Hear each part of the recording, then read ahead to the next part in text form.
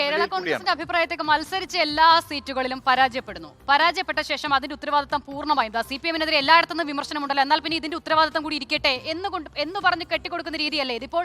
ഇത്ര വലിയ പ്രളയം ഉണ്ടായല്ലോ, കോൺഗ്രസിന് അനുകൂലമായ പ്രളയം ഉണ്ടാകുമ്പോഴും ഇത്തരം കാര്യങ്ങളൊന്നും ഇടതുമുന്നണിയിൽ ചർച്ച ചെയ്യാറില്ല, ഇടതുമുന്നണി യോഗം വിളിക്കാറില്ല, ഇടതുമുന്നണിയിൽ കാര്യങ്ങളൊന്നും നടക്കാറില്ല. അതൊരു പക്ഷെ നടക്കുമായിരിക്കും, യോഗം വിളിക്കുമായിരിക്കും. ഞാൻ അതിനെക്കുറിച്ചല്ല പറയുന്നത്. ഞാൻ പറയുന്നത് കേരള കോൺഗ്രസ് എമ്മിന്റെ വിമർശനത്തെ വലിയ കാര്യമായി നമ്മൾ പറയുമ്പോൾ CPM-നോടുള്ള എതിർവികാരം കൊണ്ട് ഞങ്ങൾ മത്സരിച്ച എല്ലാ സീറ്റുകളിലും പരാജയപ്പെട്ടു എന്ന് പറയുന്നതിന്റെ ആധാരം അടിസ്ഥാനം എന്താണെന്നുള്ളതാണ്.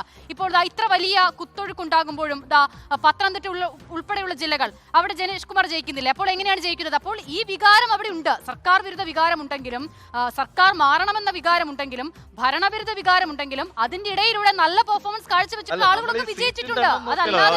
അതല്ലാതെ മത്സരിച്ച എല്ലാ സീറ്റിലും അല്ല, ഞാൻ പറഞ്ഞത് ഗ്രൗണ്ട് ഇല്ലാതെ പോയ ശേഷം അതൊക്കെ CPM കാരണമാണ് എന്ന് പറയുന്നതിൽ ഒരു പ്രശ്നമുണ്ട്. അതെന്തുകൊണ്ടാണെന്ന് വെച്ചാൽ CPIM ആണ് ഇതിന് നേതൃത്വം നൽകിയത്. CPM അത് ചർച്ച ചെയ്യുന്നില്ല എന്നുള്ള ആരോപണം. CPIയുടെ മന്ത്രിമാരാണല്ലോ PM ശ്രീ പദ്ധതി മന്ത്രിസഭാ യോഗത്തിൽ പോലും ചർച്ച ചെയ്തില്ല.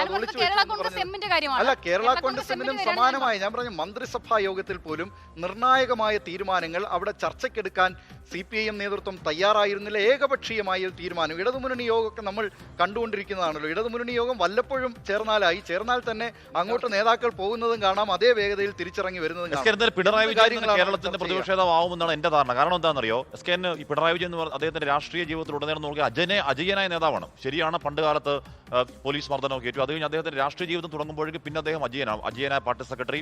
ഈ പറഞ്ഞ VS അച്യുതാനന്ദൻ മുഖ്യമന്ത്രി ആയിരിക്കുമ്പോഴും അദ്ദേഹത്തെ നിരീക്ഷിക്കാൻ ഈ പറഞ്ഞ ഉപസമിതി ഉണ്ടാക്കിയ പാർട്ടി സെക്രട്ടറി, അദ്ദേഹത്തെ ഇടംവലം വിടാതിരുന്ന, കർശന നിയന്ത്രണം ഉണ്ടായിരുന്ന കടുത്ത പാർട്ടി സെക്രട്ടറി. അത് കഴിഞ്ഞ് പാർട്ടി സെക്രട്ടറിയിൽ നിന്ന് മുഖ്യമന്ത്രി ആകുമ്പോഴേക്കും പാർട്ടി ഒന്നാകെ മുഖ്യമന്ത്രിയിലേക്ക് വരുന്ന എല്ലാ കാര്യങ്ങളും മുഖ്യമന്ത്രി എടുക്കുന്ന ഒരു സാഹചര്യം. അങ്ങനെ അജയനായി വിജയനായി മാത്രം നിന്ന വിജയനായിരുന്നു അത്.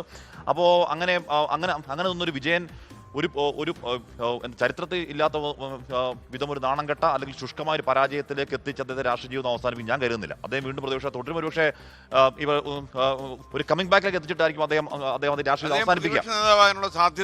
ചാൻസ് ഉണ്ട്. അതിനേക്കാൾ പ്രധാനം ഞാൻ പറഞ്ഞു, അതിനേക്കാൾ പ്രധാനം ഈ CPM-ന് ഇത്ര വലിയ തിരിച്ചടി ഉണ്ടാവാൻ കാരണം എന്താണെന്ന് ആ പാർട്ടി ആലോചിക്കണം എന്നുള്ളതാണ്. ഈ പിണറായി വിജയൻ മാത്രമല്ല കാരണം, പാർട്ടി കാരണമുണ്ട്.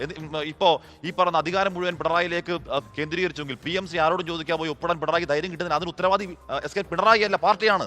ഈ പറയുന്ന നമ്മൾ ഈ ന്യൂനപക്ഷ ധ്രുവീകരണം, ഭൂരിപക്ഷ ധ്രുവീകരണം എന്ന മട്ടിൽ കുറേയധികം ധ്രുവീകരണ സ്ട്രാറ്റജി നമ്മൾ കണ്ടതാണ്.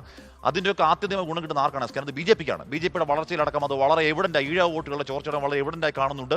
ഏറ്റവും കൂടുതൽ M സ്വരാജ്, നമ്മളിപ്പോൾ ഭാവിയിലെ CPM-ന്റെ പ്രധാനപ്പെട്ട നേതാവെന്ന് പറയാണല്ലോ, അദ്ദേഹത്തിന്റെ ഫേസ്ബുക്ക് പോസ്റ്റ് എന്താണ്? അനർഹമായ പരാജയം എന്നാണ്. എന്ന് പറഞ്ഞാൽ അടി കൊണ്ട് ഈ പറഞ്ഞ പയ്യന്നൂരടക്കം തോപ്പിച്ചിട്ടും അതിന് ഉത്തരവാദിത്തം ജനങ്ങൾക്ക് കെട്ടുവെക്കാണ്. ഇത്തരത്തിലുള്ള മണ്ണൻ അല്ലല്ല ഞാൻ പറഞ്ഞ സർക്കാർ ചെയ്ത കാര്യങ്ങളെ ജനങ്ങൾ എങ്ങനെ കണ്ടു അല്ല ഒരു വലിയ പരാജയം ഉണ്ട്. ഞാൻ പറഞ്ഞത് ആ ഒരു ടേം എടുത്ത് അത് ജനങ്ങളുടെ തലയിൽ കെട്ടിവെക്കാൻ സാധിക്കുന്നത് എന്നാണ് എന്റെ ചോദ്യം. ആ പോസ്റ്റ് ബാക്കി എന്താണ്? അനർഹമായ പരാജയം എന്നതിനെ വിലയിരുത്തുമ്പോൾ സ്വാഭാവികമായും CPI അല്ലെങ്കിൽ LDF അതിലപ്പുറം നമ്മൾ ഈ തെരഞ്ഞെടുപ്പ് പ്രചാരണത്തിലുടനീളം കണ്ടതല്ലേ, സർക്കാരിനെയാണ് പ്രൊജക്ട് ചെയ്തത്. ഒരു തർക്കവുമില്ല, സർക്കാർ ചെയ്ത കാര്യങ്ങളെയാണ് പ്രൊജക്ട് ചെയ്തത്. സർക്കാർ എന്ത് ചെയ്തു, എന്ത് ചെയ്തില്ല, വികസനമൊക്കെ ആ നിലയിൽ വന്നതാണ്. അപ്പോൾ അങ്ങനെ ഒരു ചർച്ച ആ ആസ്പെക്ടിനെ മാത്രം മുന്നിലോട്ട് വെച്ചൊരു തെരഞ്ഞെടുപ്പിൽ അത് ആ നിലയിൽ അംഗീകരിക്കപ്പെട്ടില്ല എന്നതുകൊണ്ടായിക്കൂടെ അനർഹമായ പരാജയം പറയാൻ പാടുണ്ടോ? അനർഹമായി പറയുന്ന വാക്ക് മാത്രമാണ്. ആ പോസ്റ്റിൽ ഉദാസീനത എന്ന വാക്കുണ്ട്, ആ പോസ്റ്റിൽ അരാഷ്ട്രീയത എന്ന വാക്കുണ്ട്. എന്താണ് കാരണം? അതായത് സർക്കാർ ഓക്കെ ആയിരുന്നു, പാർട്ടി ഓക്കെ ആയിരുന്നു, ജനത്തിന് കുറ്റം എന്ന മട്ടിൽ വിലയിരുത്താനാണ് പ്ലാനെങ്കിൽ ഈ പാർട്ടിക്ക് ഉണ്ടാകാൻ പോകുന്ന അവസ്ഥ ഭീകരമാണ്. എന്ന് പറഞ്ഞാൽ ഈ പാർട്ടി കേരളത്തിന്റെ സോഷ്യൽ ഫാബ്രിക്കിൽ നിലനിൽക്കണം എന്ന ആത്യന്തികമായ ആഗ്രഹം പറയുന്നതാണ്. ആ രീതിയിലുള്ള ധിക്കാരം ദാഷ്ടമാണ് വിലയിരുത്തലെങ്കിൽ വലിയ കഷ്ടമാണ്. അത് മാത്രമേ പറയാനുള്ളൂ. M സ്വരാജ് പോലെയുള്ള ഒരാൾ, പ്രത്യേകിച്ച് വാക്കുകളൊക്കെ അവിടെ സൂക്ഷിച്ചുപയോഗിക്കുന്ന M സ്വരാജ് പോലെ ഒരാൾ പറയുന്നത് തീർച്ചയായിട്ടും ശ്രദ്ധിക്കണം.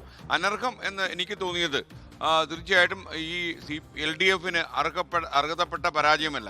കുറച്ചേറെ നല്ല കാര്യങ്ങൾ ചെയ്തു, എന്നിട്ടും അർഹതയില്ലാത്തൊരു പരാജയം ഏറ്റുവാങ്ങേണ്ടി വന്നു എന്ന സ്ഥിതിയിലും ചിലപ്പോൾ അതിനെ വ്യാഖ്യാനിക്കും.